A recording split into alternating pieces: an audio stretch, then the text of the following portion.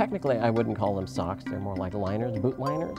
And I know people who have been here since the early 50s, they came up here originally as teachers out in the bush, who were given these on regular intervals as exactly that, as liners. So they would put moss in the bottoms of their boots, put the liners in, put a little more moss on top of that, and wear socks if they had them or not. But they were very practical in wicking away a lot of moisture and still holding air to keep your feet warm. So incredibly practical.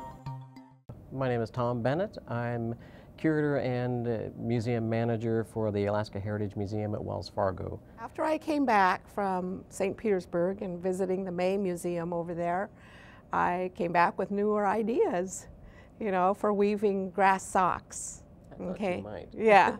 So while I was over there studying the grass socks that they had, many of the objects that we saw were behind glass, and I was just so blessed when they took the grass socks out of glass.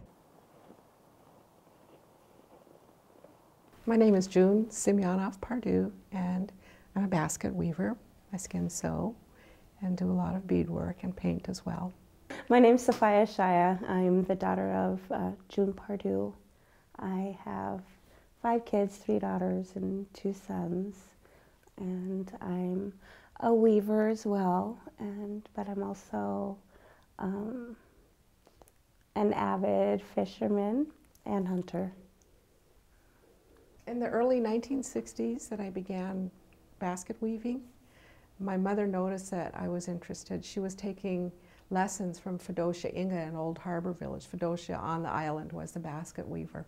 I had an interest in it. I sat on the floor picking up their scraps, and when they noticed that, you know, that I was really wanting to learn how to weave baskets, they moved me from the floor to the table. I would say that these little socks that are made for children would have been people who are traveling, maybe from another village to another. This is, like you say, a moisture barrier. First you have either a rabbit or a sea otter liner, and then you put the sock, the grass sock, over it, and then you slip your foot into the boot. So can you just imagine men going out in their kayaks and needing to keep their feet warm? Yes. Yeah. Absolutely. So I'll bet you they had more than one pair. You know, because I can remember as a child having to take mine off my feet, and they would have to dry them before we could use them again. So I imagine men traveling had a couple of pair of these. I was always interested in weaving baskets out of grass, and if I didn't have people around me who were constantly weaving, or if I was near a museum, I would go into their collections to study, or even check books out of libraries that had anything to do with weaving with grass. My eyes, my mom's the best weaver and the best teacher too. I'm really fortunate to have her, because she is always learning, which means when I go to her house, I'm always learning. But what really stood out to me was that each time that they wove a stitch, one of these strands was also twisted for added strength. For strength and maybe durability? Yes. Could you tell? Okay. Yeah, that's what I think it was. You know, so I wasn't just twisting my twining weavers, but I was twisting each piece of grass that I handled.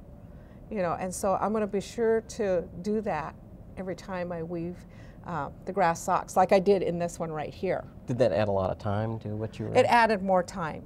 Yeah, it takes time to twist each strand that you're working with. And she can look at the socks and see in her mind, I think, of how it's supposed to be done, you know, and then through trial and error, very little error, I think, she can get it done, and then she'll sit with me and have me watch her, and that's how I learn, is I have to watch.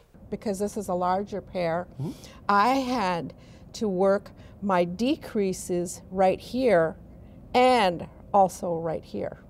I had to draw it in, is what I had to do. Wonderful. And then pull it in along in here as well. A lot of it is by trial and error. The first pair that I tried were just I remember you had to redo them a few times and they go were back they were so misshapen, you know, that I had, and by the time I got done practicing on those, they weren't worth even keeping, so they're tacked on a wall at home. That's great. As a reminder for me.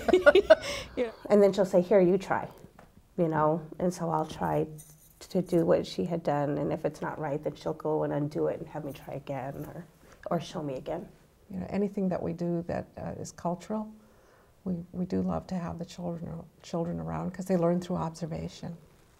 Yeah, the girls, my girls, I have 3 daughters, and they hang around, you know, and watch. My oldest daughter, I think that she'll be a weaver one day. She's got nice, pretty long fingers, and she's into things like artsy stuff. So this tiny little basket is meant to be sitting on glass so that people could view the bottom of the basket. So let me tip it over for you to take a look at it.